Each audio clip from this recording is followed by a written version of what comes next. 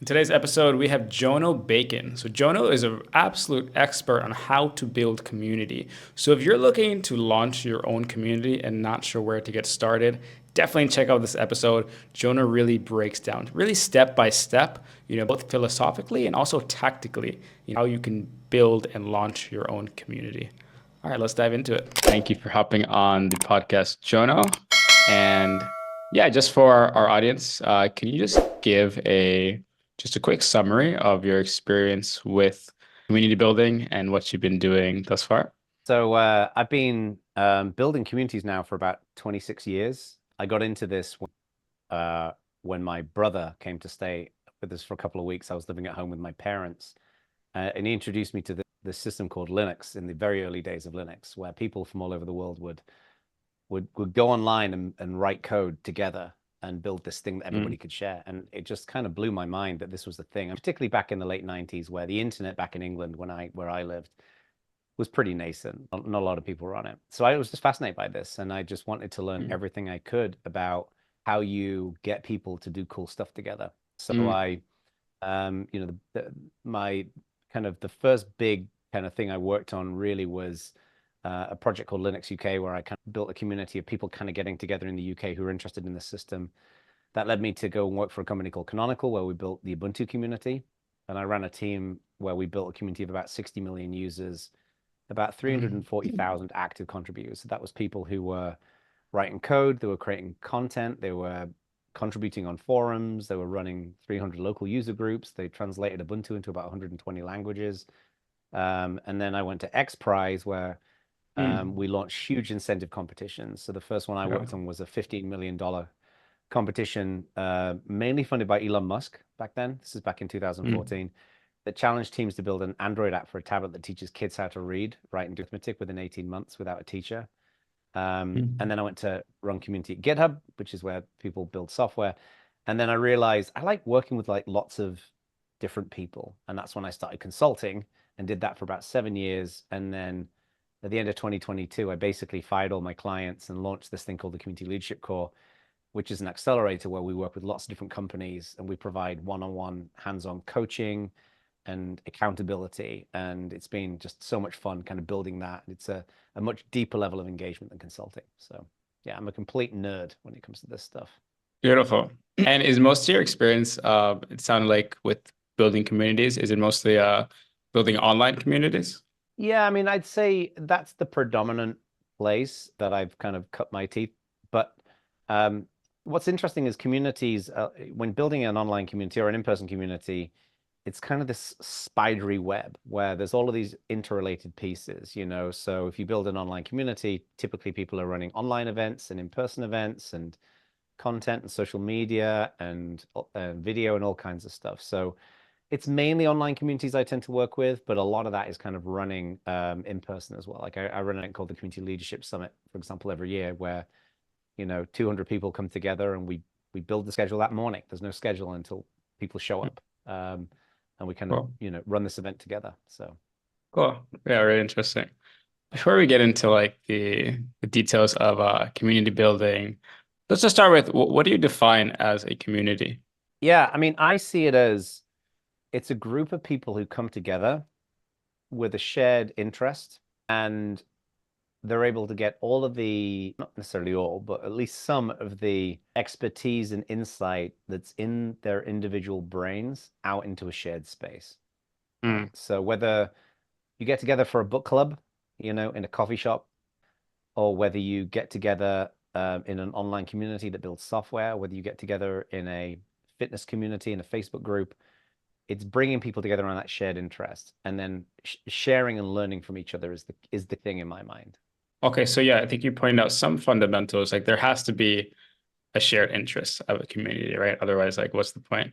And then Pretty you also important. said, Yeah. yeah, what are some other just fundamentals, like things that need to be there for it to really be a community and a thriving community?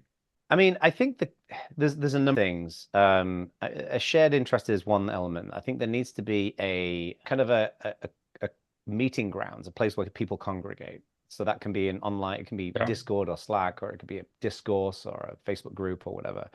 But there's got to be a place where people get together.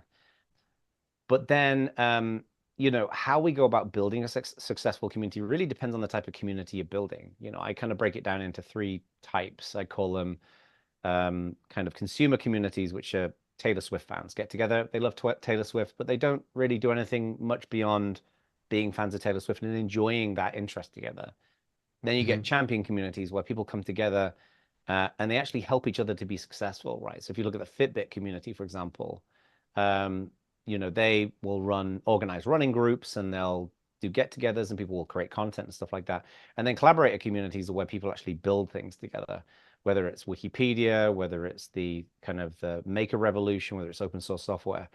So the needs around a Taylor Swift community is much simpler. It's basically a shared space where people can hang out, compared to if you Hmm. build an open source project where people are building code, you need a whole set of other things to kind of make that work. Right. So it really kind of depends. Yeah, really interesting the way you into those three. I think that that makes a lot of sense. And you said that the needs for each one are going to be very Right. different. Um, why don't we just pick an example for, let's say, like a champion community, people trying to help each other. Right. Let's say even for example, for trying to build a community of people with social anxiety, they want to help each other be more connected. What would you say kind of like phases to a community? So there's kind of if you're going to hear me say this a lot as we kind of get to know each other and talk today. To me, there's with almost every question, there is a philosophical view and then there's a tactical view. And the Mm, philosophical view, when it comes to how to build a community and build one that's a successful community, is that communities are going to fail. They're just not going to work, right? I'd love to tell mm, your viewers and listeners otherwise, but most of them are going to fail. And the reason why most of them fail is because of the if we build it, they will mentality. Oh, I'll mm, go and set up a Discord or a forum and people will suddenly magically appear and start talking to each other. Doesn't work. So the way in which you increase the odds of success is to be intentional, is to make sure that you are focused in where you're moving forward, what you want to accomplish, and how mm, you review the data based upon what you're working on. So that's the overall philosophical view. That's one of the reasons why I launched the community leadership core is to be very intentional in how we do this.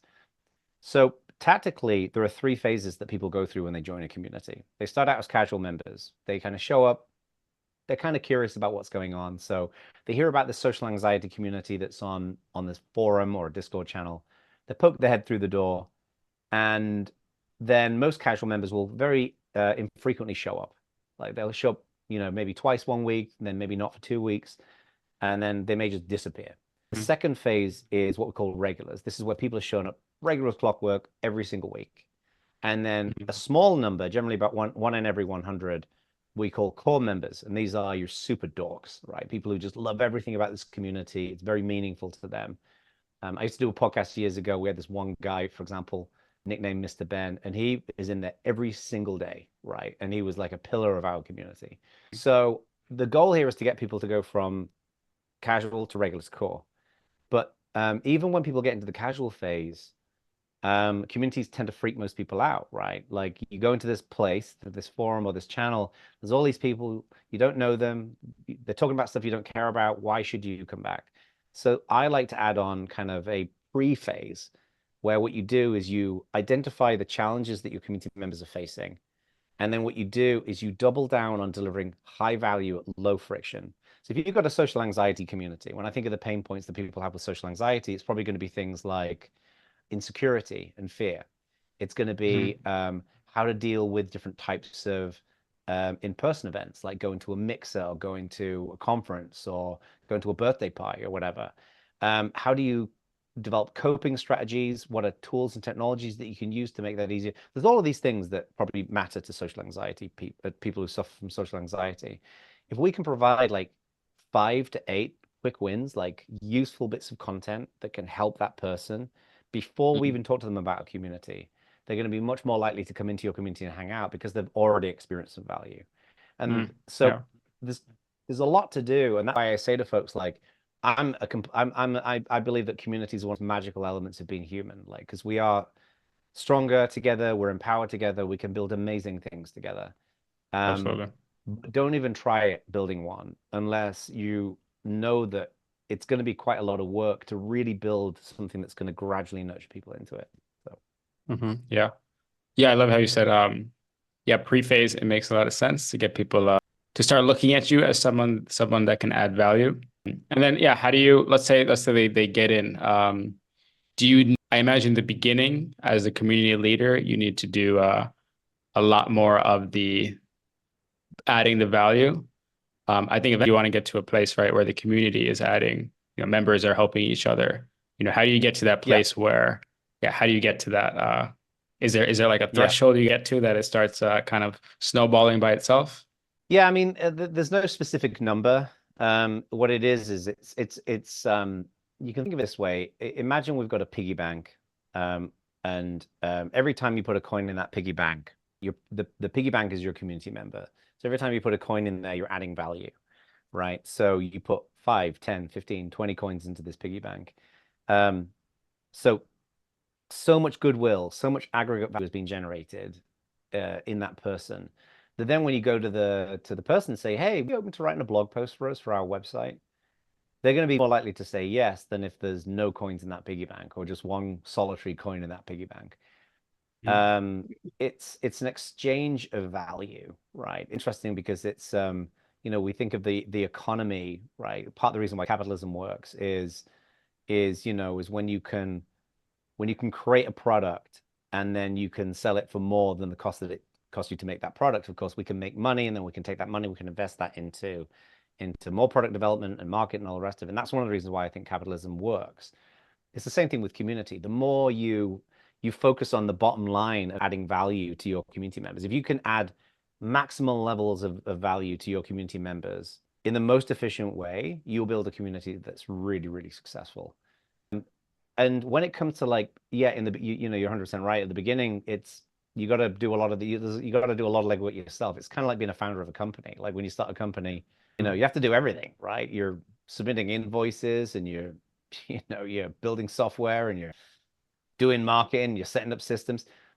Um, and you got to do the same thing in a community. But what happens is it gets to a point where all of that goodwill that you've invested in people those chickens come home to roost, and then people will just want to help because Mhm. this is the thing, human beings, we're intrinsically good people, right? There's this bullshit out there that human beings are negative and we're getting worse and we all hate each other and we're so divided.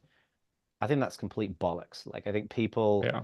fundamentally are good, and some people are bad, but people are fundamentally good, and when we invest in that, then it's amazing what we can produce. Yeah. Yeah. I also agree. I think fundamentally people want to be helpful and it feels good Yeah. to be able to help someone. I guess that's what Yeah. community really is all about, right? Yeah, I mean, I learned a lot of this honestly when my wife and I kid, because never had a kid before, didn't really know many kids, right? Didn't have anything in common with kids. And then you kind of realize, I think in most cases there are, of course, some kids who are troubled and have mental health problems and stuff like that. But the vast majority of kids that I've ever met, and I come from a working class background, as well as knowing people from middle class and upper class, all the rest of it, most kids are just like born like good people, right? And then they're they're melded and framed way depending on their surroundings and where they live and who their role models are. Mhm. But the fundamental core material, the building block, good. And I think it's the same thing with Yeah. that's the reason why communities work. Taking a little bit of a step back with kind of the phases of building community. You mentioned the first step is really coming up with a goal. And if someone is Yeah. looking to make a community, can you give examples of what obviously the goal will be different on that person, but can you give examples of what a good goal looks like, a clear goal, and what's an example of a bad goal? Yeah, this is another one of those situations where I'm going to be kind of annoying and say it kind of depends, because it depends Hmm. on a variety of different of community purpose, right? So, for Hmm. example, somebody could set up um, a breast cancer support community where women who are suffering from breast cancer can kind of go through that experience together and not feel quite so alone, right? So the goal there is really just right and to be Yeah. useful and helpful. But then if you build a community around a product in a business, the goal is typically around brand growth and lead generation and things like that. Um, where it gets interesting is when you start blending together commercial opportunity and a certain level of ideology, right? So I'll give you an example of this. I mentioned earlier on, my team, we built the Ubuntu community, and this was one of the largest open source communities in the world. Um, and one of the reasons why Ubuntu became so successful, it wasn't like, we're not geniuses, right? We're not magicians. And it's not just because the software was great. Part of the reason why Ubuntu became successful was because back then in 2006 to 2014, 2015, open source software was figuring out what it was going to be. And there was this fundamental passion in nerds that open source is a better way of building software, right? It's better than the old proprietary way of building software. So a lot of these open source projects developed pretty fanatical followings where it was like, this is not just about code and software. This is about we're building technology that makes the world better, that makes technology available to schools and charities and all the rest of it. Um, and Mm. that's one of the major reasons why open source took off. But then you've got like a company, like our company, Canonical, was paying hundreds and hundreds of developers to build this stuff full time and, you know, setting up offices and putting granola in offices and making sure that people get health insurance, all that kind of stuff. And so you then have this balance of like, how do you make a profit? And then how do you balance the ideological element? And that is delicate to do that. Mm. It's got to be a careful mix, That's where communities get especially interesting, I think. And you say it's delicate. Like, why do you say it's delicate? Like, where is the kind of dangers with that? I mean, there were some people who were very active members of our community who were pretty much ethically opposed to the fact that a company was running this. So Mm. they were like, Ubuntu should be free, and there should be no, you know, encumbered elements of it, right? So we would have some things that, we would, there's some things that we would, because we are, with a company, like we own the trademark, for example, and, we would make certain decisions. And there were some people who felt like that was almost unethical, like we shouldn't be in that position, like almost like a bit of an anti-company sentiment. But I think it wasn't in a negative way. It was anti-company sentiment in a, we want this to be open for everybody. It was more of a kind of radical inclusion, if you will. Um, Hmm. but unfortunately, it was completely and utterly impractical to have that view, right? Because Ubuntu would never have existed if it wasn't, or certainly have Yeah, made the progress that it made, if it wasn't for the company spending millions of dollars in hiring people to build this thing out. And all the boring stuff like managing trademarks and litigating, legal infringement, or, protecting like uh, our legal assets and things like that. Um, so where it kind of got a little bit delicate. And my view has always been like we had some pretty fierce critics, people who would be very, very critical of what we were doing. And my view was, so long as you are respectful, I will always have a conversation with you about it. Some of the biggest critics that we had back then have become really close friends of mine, because even though mm. we were like almost like Democrats versus Republicans in some ways, my view was, first and foremost, well, let's build a bridge and then talk about our differences and figure out how we can build a bridge between them instead of just throwing pot shots at each other. And I think that's really important when you have those kinds of issues. Absolutely. I think so with Connection Lab, our mission really is to help people connect. It's really coming from a intrinsic place to help people. But I definitely believe in the philosophy of, I think business is the most powerful kind of medium for change. And in order to really fulfill the mission, it's going to take profit, to grow, to build, to hire team members. So yeah, it would be interesting. I would imagine maybe in the future we would potentially face an issue like that of people thinking, why are you for profit? Yeah, how dare you? Yeah. I mean, one element of that to me is like making money is not a bug. Because to me, it's like, I think the question is not should you be making money? I think the question is, what is your ethical framework in how you make money? And then what do you do Mm. with that money? Yeah. Like, do Yeah. you invest it? Do you help it use it to help lift people and do cool stuff? That to me is more important. Yeah. So like people who get that, get their underwear in a knot because oh, all these companies are evil. It's like, come on, don't be ridiculous. Some companies are evil, but Yeah, the concept of running a company is not evil. It's absolutely. ridiculous. Yeah, it's just I think yeah, I mean, that's kind of a separate topic, but I think it's like Yeah. just limiting beliefs about money that a lot of people have. Yeah, It's I really agree. just a tool. Depends how you use this tool. Exactly. Yeah. Cool. So yeah, so in the when you're making community, you have to be clear on the goal. Um, yeah, I think we mostly touch on that. Let's say somebody has a pretty clear goal of, why they want to build a community, what they want to do, whether it's helping people and also getting some leads, whatever it is.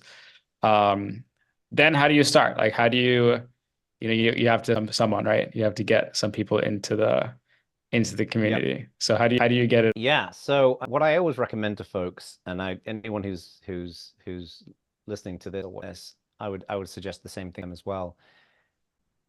I think there is three fundamental things. The first thing is to start small, is to reach Mm, out to 20 or 30 people that you know personally who you mm, think are interested in the topic of your community, and then just invite them to come and join, make it invitation only, and just say, look, keeping it friends and family right now, so we can figure out how we build a space that is really useful and really valuable to people.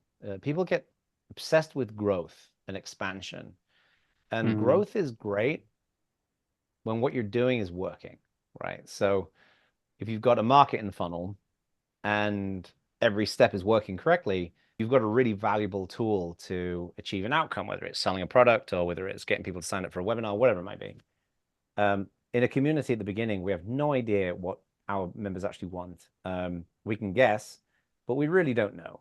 So bringing in 20, 30 people and just kicking off conversations and asking them upfront about like, what are you interested in? What would make this a really valuable place for you, right? And mm, being just maniacal about gathering feedback and not just like the stuff that's working well, like really wanting like a real desire to know like what sucks. Like to me, that's so important. Like we want to, I'd much rather hear about what's wrong than what's working well, because that's where we fix things. So that's the first thing, is just bring a small set of people in there. The second thing is to set the expectations correctly in terms of the power dynamic. And this is something that pretty much every single community I've ever seen does wrong. And that mm, is, let's say you decide to community around social anxiety. Most people would be of the view, okay, Alex is in the front seat of the car driving, and we're all in the back seat, and we're going to follow your lead, Alex, right? That's how most communities, that's how people expect it to run.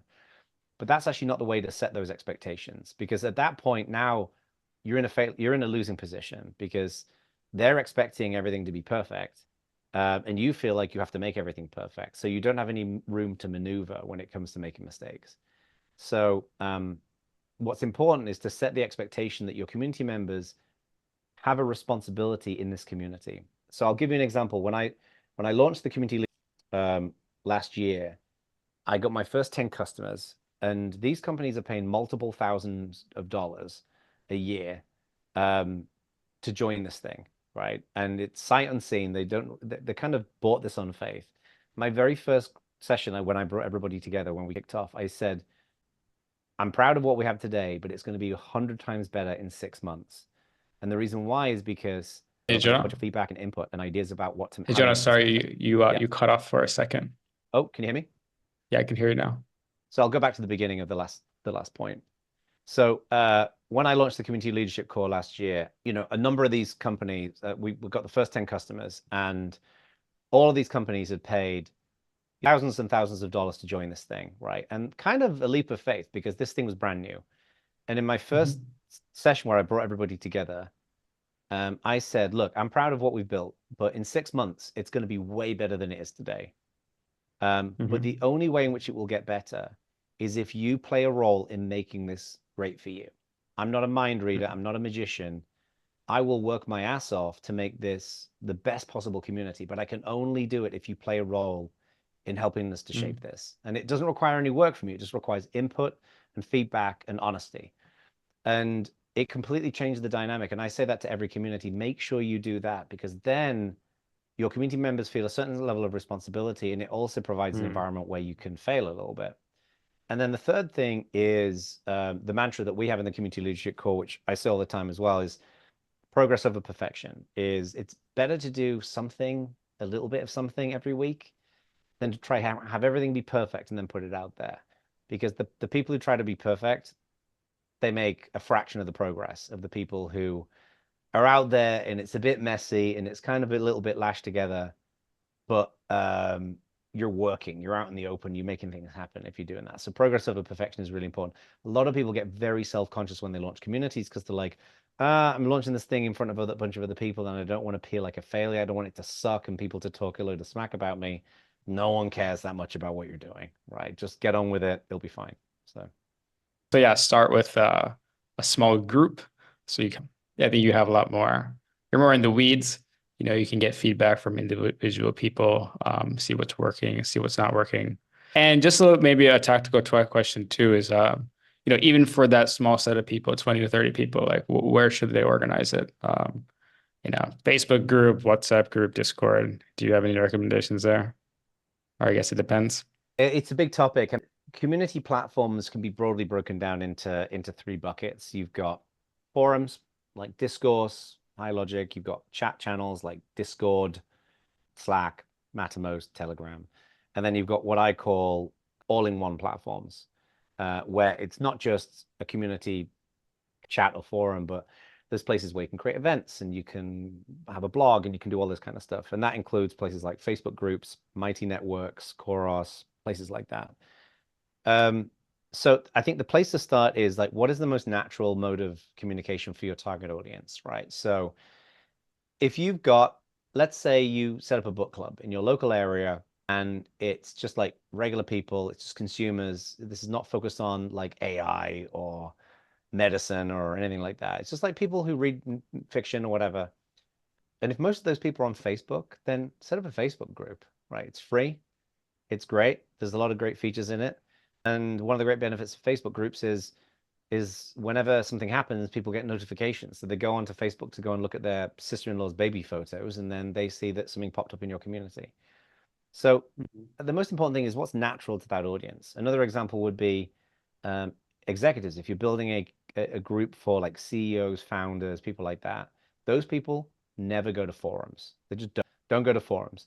They certainly don't go to Discord as well. They will hang out in Slack. Slack is very well known in the business world, so that's a pretty natural place to do that. If you're setting up Mm, a community of gamers, on the other hand, gamers love Discord. So Discord is mm, a logical place for gamers. So it really depends on your budget, but it depends on what's the most natural. The worst thing you can do is to convince yourself that we can get all these people to go to a platform that's not natural for them. I made that mistake so much when I started out, and it mm. was idiotic. So Mhm. That makes a lot of sense. Cool. Okay, so let's say, yeah, you get your 20 to 30 people, you choose a platform, you start getting feedback from them from what they want. And yeah, you give them I guess the main responsibility usually you would give them is that they need to provide this feedback, you know, that they can't just be they can't be like kind of ghost watching. They have to be a little active with giving feedback. Well, yeah, what would be kind of the next step to get that from the feedback stage of what people want to actually building some engagement? honestly, the most important thing here is to be kind of pushy. Um, is most people, again, within the spirit of the fact that most people are a good, decent people in the world, most people feel very uncomfortable giving any kind of feedback that is critical, or even vaguely critical, because they're worried Mm, they'll offend you, that they'll upset you, or there may be repercussions from that. So what's really important is to not physically, but virtually corner people and give them just unparalleled permission to be blunt, right? So mm, I'll give you an example. Imagine we set up our social anxiety community. We decide to do it in a Facebook group, let's say. You invite 20 or 30 of your friends there. They're already on Facebook, easy. We invite them over. You drop them an email and you say, hey, we set up this group. We're going to have a meeting on Zoom. And I'd love to just kind of like share with you about what this group is all about and what we want to get out of it. You get on that group, you get on that Zoom call and you say, I really want to make this clear that I'm going to do everything I can to make this an amazing place, but I can't do it without feedback from each of you. I need your feedback, your ideas, your creativity, and then we'll make something a place that we're all proud of, that we're all happy to be a part of. So you do that, and then you kick off discussions, right? And you share content. You share content about social anxiety, maybe research. You can do book reviews. You get creative in like different ways in which you can bring that group of minds together to share their perspectives, their ideas, their wisdom. Everything's going along. This is what I would recommend you do. Is Sarah has been coming back for. She's been showing up most weeks. Seems reasonably active. Um, I would send Sarah a private message and I'd say, is there any chance I can get on a quick call with you for 15 minutes? And she'd say, sure, whatever. Send her a Zoom link, get on the call, and I'd say, this is how I usually say is I'd say, look, the thing I'm most worried about is that my blind spots are getting in the way of building great stuff. So, Sarah, I'd like you to help me find my blind spots. And could you tell me, and it's not just that I'm giving you permission to do this, I really want you to do this, but tell me, what am I not seeing? What am I doing wrong? What are we missing to make this a really cool place? Seriously, I would love your feedback.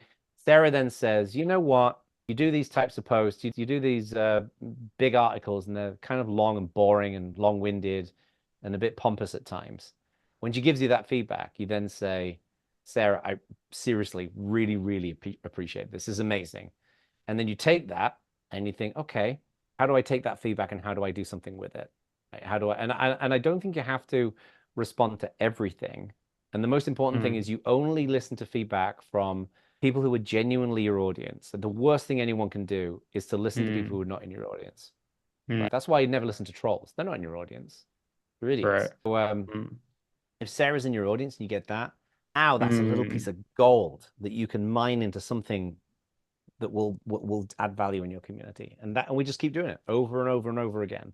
That makes a lot of sense, yeah, to find the people who are already active because it's very clear they're part of your audience and yeah, they're the ones that want help.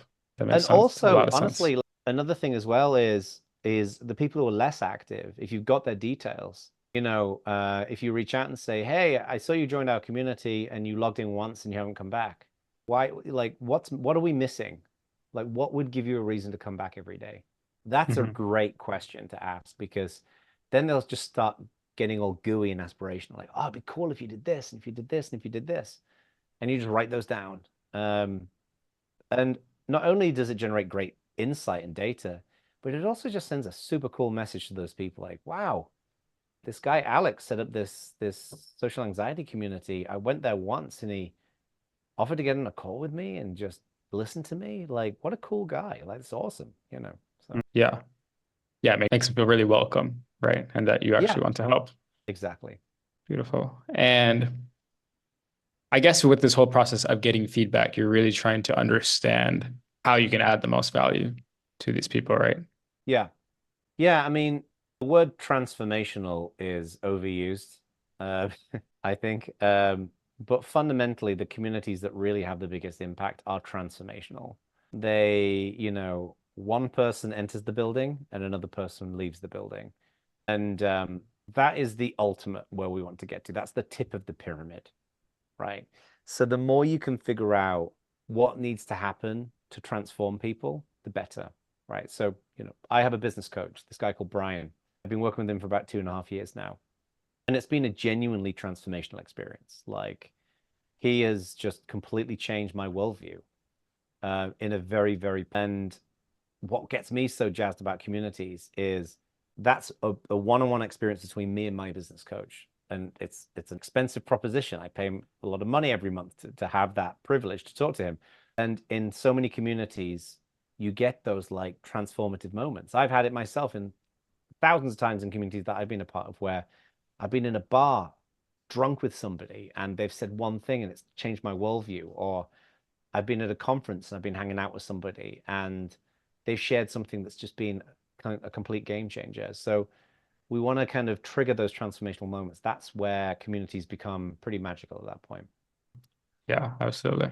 And with those kind of transformations, is that something that people should already have in mind when when they have the goal, they want to build a community, they're coming up with goals.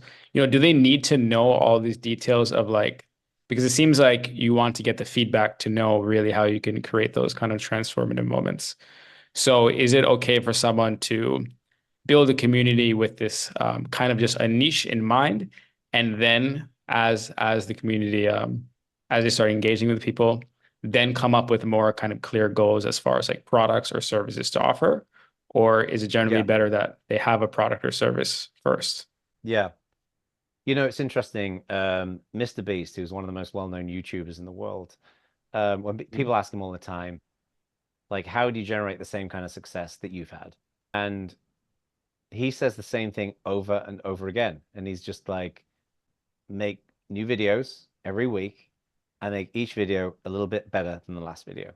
So like your next video, Mm, make the thumbnail pop a little bit. For the next video after that, make it a slightly more interesting title. For the next video, put the amount of times you kind of go and ah. For the next video, maybe script something. Like you're just always trying to improve and improve and improve. And it's to me, it's the same thing with communities is I don't, to me, the worst thing you can actually do is to sit down and build out this like, strategic plan about what you're going to do and what you're going to go out there and mm, because there is this thing that we human beings do, which is, and my business coach, Brian, taught me this, that I was doing this, which is where we know what we really need to do, but we occupy ourselves with work that's relevant to distract us from doing the thing that we really need to do. Right. So, for example, when mm, I started learning how to sell the community leadership core, I'd never really sold anything before. Because when I was a consultant, I'd worked with a couple hundred companies, but it was all word of mouth and I never did any marketing.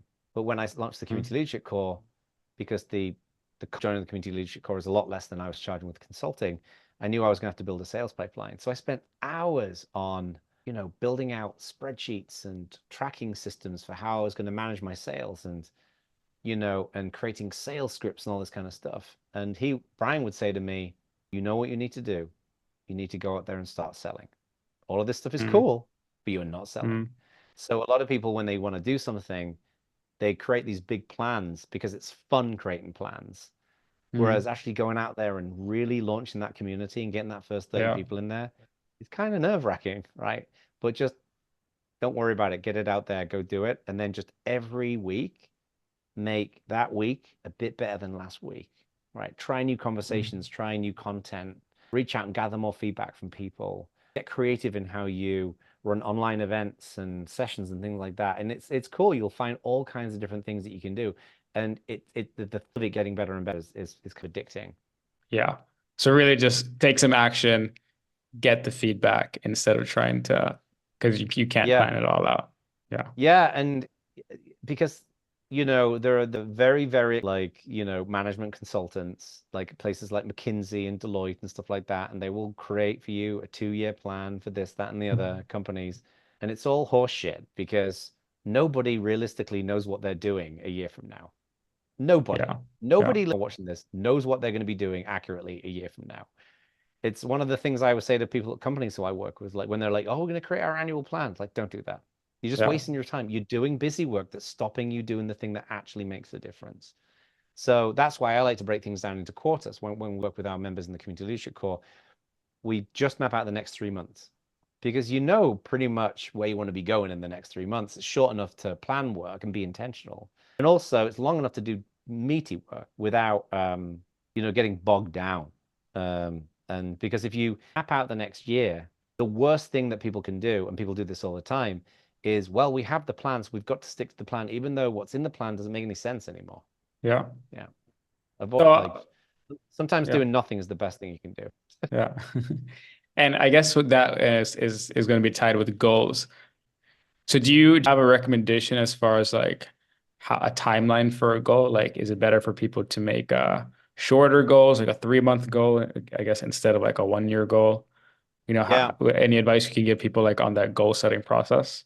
So, the way I kind of think of it is, there's a lot of baggage around goals. Goals are a fiction of the future, and we have a lot of baggage Mm, as human beings around goals because we've spent years making them and never delivering them. Um, so I tend to think of in terms of objectives. Like a goal is mm, like this is the thing that we need to hit. An objective is this is direction we want to go in. And mm, this is why I'm a big fan of this. this called objectives and key results. And this is why we do it in the community leadership course. So what I would recommend folks who are doing this is you your world into 3 month chunks, and you say, like, where do we want to be at the end of that 3 month period of time? It could be, hey, we want to set up a newsletter, right? And that's an objective. Like, that's where we'd like to get to. And then the key results are, what does success kind of look like, right? Mm. So if you think realistically, it could be, well, we've set up the newsletter and we've got 100 people who subscribe to it. That seems like a good place to start. And then just focus on that, Mm. you know. But potential about it, I think, is really important. And then don't plan longer than 3 months. Yeah, cool. That makes a lot of sense. Cool. I think, yeah, we have a pretty great framework now of just from the beginning of how to set up a goal, getting your first people, how to get feedback. Um, so let's say, yeah, you get the feedback, you start adding value. What does growth look like? So there are kind of two fundamentals in building. There's engagement, which is how much are people actually interacting and engaging with each other, and then there's growth, which is the number of people who are in there. Mhm. I actually don't care about growth, hardly at all. Like, I mean, it is important, and I think you always want to be growing, but I think it's a bit of a false prophet because people set Mm. these arbitrary growth goals. You know, we will double the size of our community in the next year, and it's like, Yeah. why? Like, why does that matter? It doesn't, right? Usually it's ego is the reason why people set goals, but engagement matters a whole lot, right? If you Mm. have 100 people in a community and, you know, half of them are showing up every day and sharing and engaging and participating and mentoring, um, Mm. you've got an awesome little community there. I'd much rather have that than 100,000 people where 1% of people are actually showing up. So to me, the most important thing is engagement. And the general rule here is, if you take the number of daily active users and you divide it by the number of monthly active users. So active users are people who are posting, replying, they're interacting, they're doing stuff.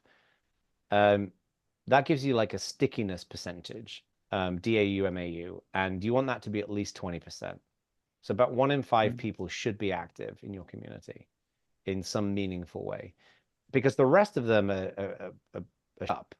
Um, you know, because you're counting people who are actually showing up, right? It's not, you're counting people who aren't showing up. But most people in communities are just kind of watching the show. You know, they're watching what's going on and they're getting value because they're watching the conversations and they're reading the discussions, but they're not interested in participating. They either can't be bothered or they feel self-conscious about that. So we want to be driving the active user rate up.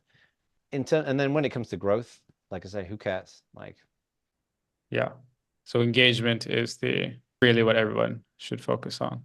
yeah, engagement is what's at, and it's the hardest thing because you can't do one thing that will increase your engagement. It's the aggregation of a number of things. It's easy onboarding. It's great content. It's great discussions. It's um, regularly pulling people back into the community from external places like email and social media.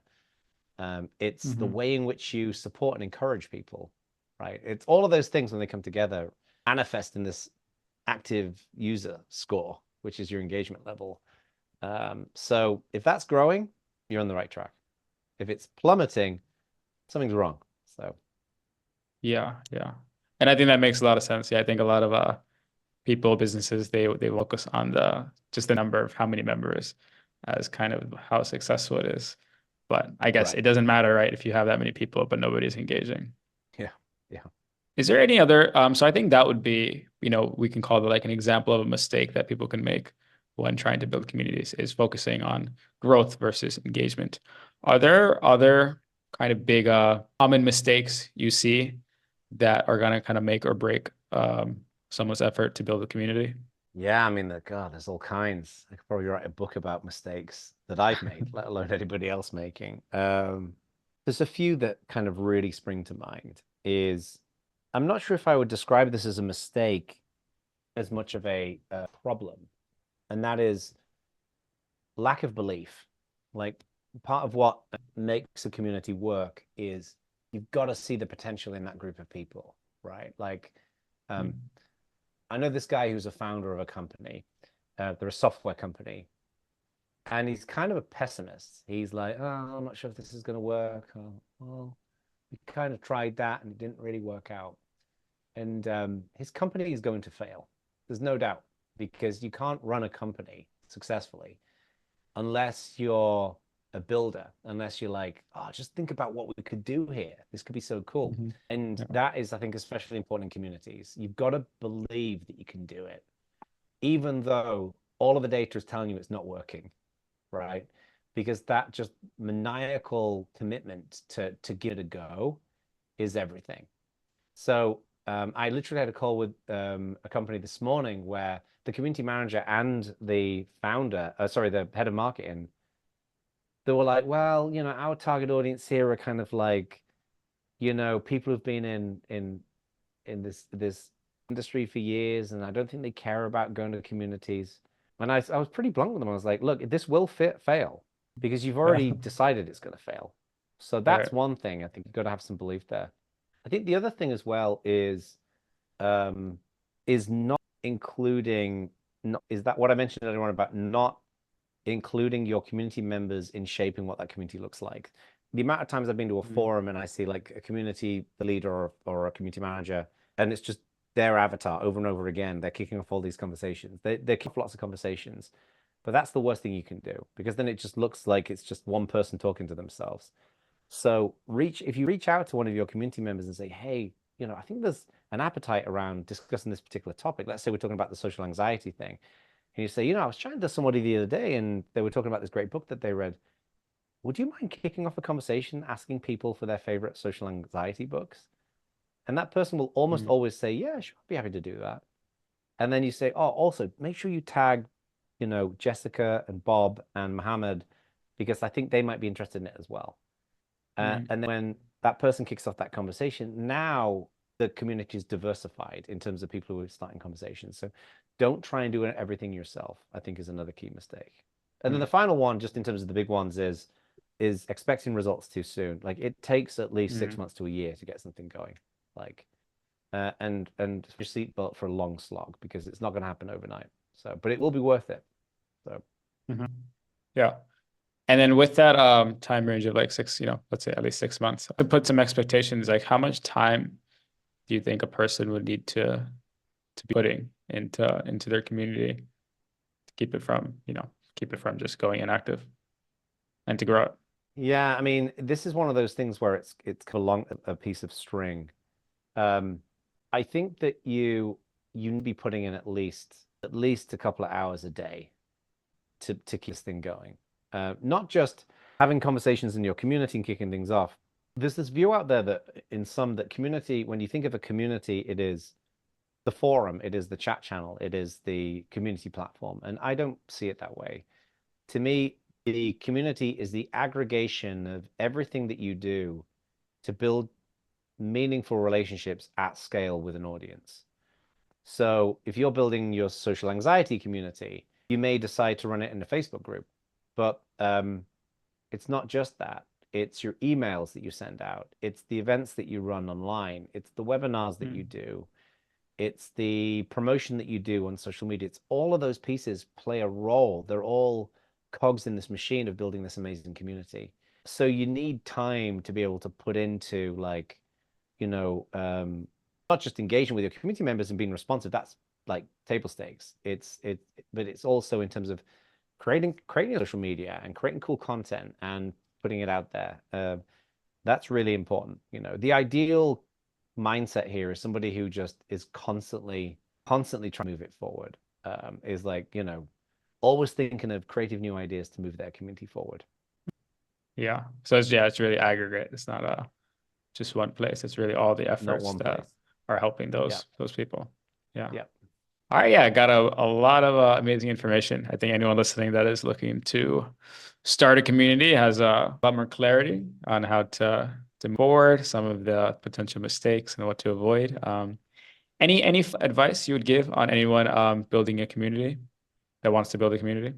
So I think the main thing is just don't get in your head. One of the things that's annoying about podcasts like this um, is you hear people having these like really deep conversations, and they seem to have it all figured out, Mm, and some people may be listening to me talking today about some of this stuff and think, yeah, but this guy seems to have it all figured out.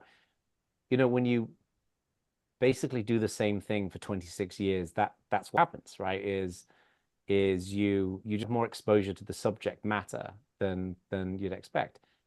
Um, but that doesn't matter. It's to me, don't let a lack of experience put you off, right? Just get out there, give it a go. And like I said, just remember that people really aren't paying attention and keeping a scorecard around what you're doing. If mm, you're anxious or worried about what people will think if you get it wrong, if you've got imposter syndrome around it, try to ignore it because it's going to stand in your way. Just get out there, be loud, be proud, mm, give it a go, fail in public. It's completely fine. And it will just be a really rewarding experience. And if you keep pushing, if you keep learning, if you keep trying to gather data and identify insights and patterns in what you're seeing, and you keep being as creative as you can and soliciting feedback and input from people in your community as well as your friends and your colleagues, you'll get there. But the worst thing you can do is to get in your own head about it. Like just say, screw mhm. that, and just get out there and start rocking it. Yeah. So just avoid this perfectionistic kind of mindset and just, Oh, it's the yeah, enemy. take the action. Yeah. Yeah. And also perfectionists, they kind of suck as people. They're not fun to be around. Yeah, yeah. And one belief I've heard, I think even myself I've had in the past is when I'm creating a group, fearing that, I kind of have like one shot. Whereas, like let's say I make a group, even though I have made many groups, is there anything you can say to that belief of, I have to make the group. If it doesn't work, then I can't just make another group, months later because those same people will remember. What would you give basically kind of the same advice that people just aren't listening, not Yeah, I care that mean, much? I think it's just a faulty view. It's just not real. There's no such thing as people only get one go because again, like nobody's really paying attention.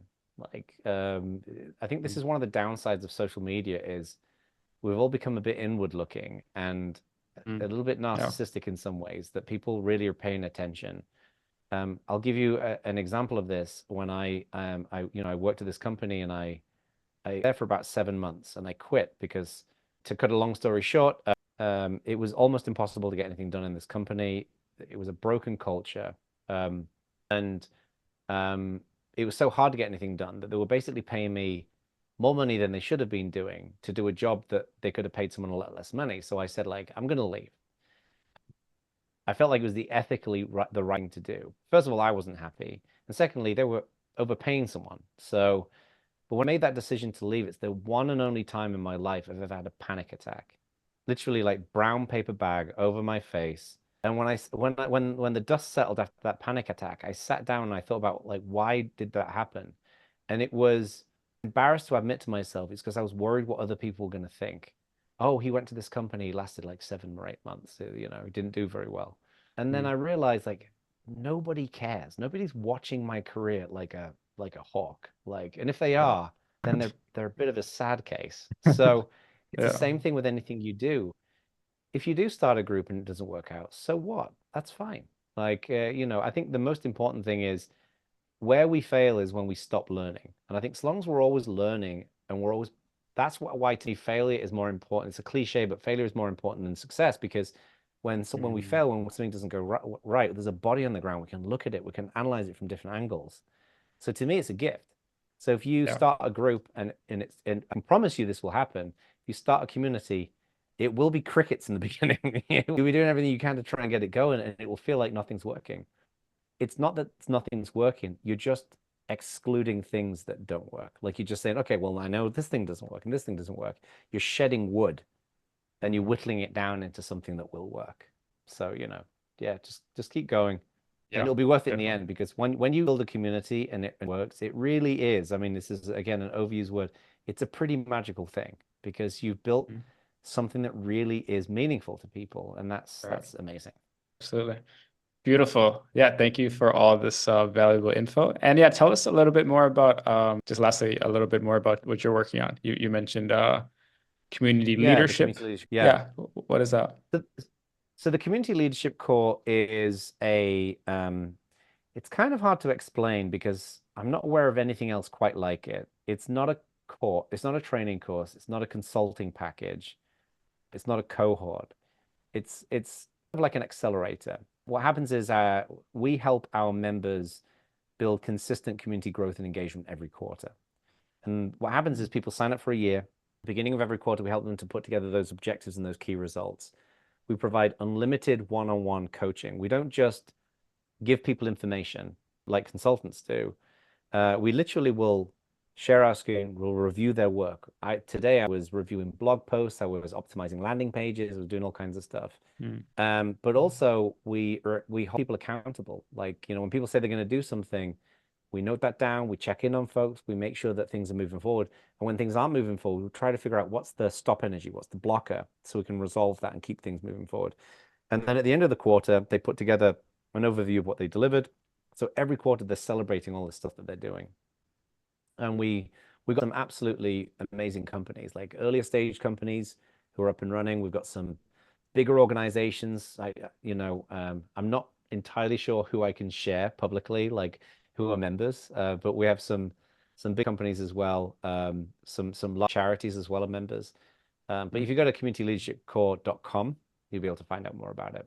So Okay, communityleadershipcall.com. Okay, I'll put that in the show notes. communityleadershipcore.com, CORE. Awesome. Any other resources you have? I have some books, but any other, your books or resources that you want to share to the audience? Yeah, I put a couple of books out. I would not recommend reading The Art of Community. I put that book out originally in 2008, and then the second edition was in 2012. So it's a bit on the old side. In fact, I talk about Google Plus in that book. That's how old that book is, if anyone remembers that.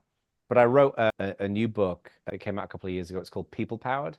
It's published by HarperCollins. And that is where I would recommend people check out. If you want to kind of dig into this in the next level of detail, that will probably be a good place to start. And then the other thing as well is I have a newsletter which is completely free. It's 98% of it's like useful stuff. Like I don't really post any sales emails there. And if you go to pages.jonobacon.com/bulletin, it's called the Bacon Bulletin. And it's an email a week with just really practical stuff. And, there's links. I've got a YouTube channel. There's links out to that and, written templates and training and all kinds of stuff. So, yeah, that's a good place to start. Awesome. I'll put this all in the show notes. Thank you. I appreciate it. Beautiful. Thank you so much for hopping on the call, Jono. I think this is super valuable, super practical information. Yeah, thanks for coming on. You're welcome. Thank you for inviting me on. Thanks, Alex. Thank you guys so much for sticking with us till the end of this episode. If you liked the episode, please leave a review on whatever platform you're listening to. It makes a huge, huge help for us. So please do that. We have some amazing people already lined up for the next several podcasts. So you definitely want to stay tuned for that. And thank you for watching, and I'll see you in the next episode.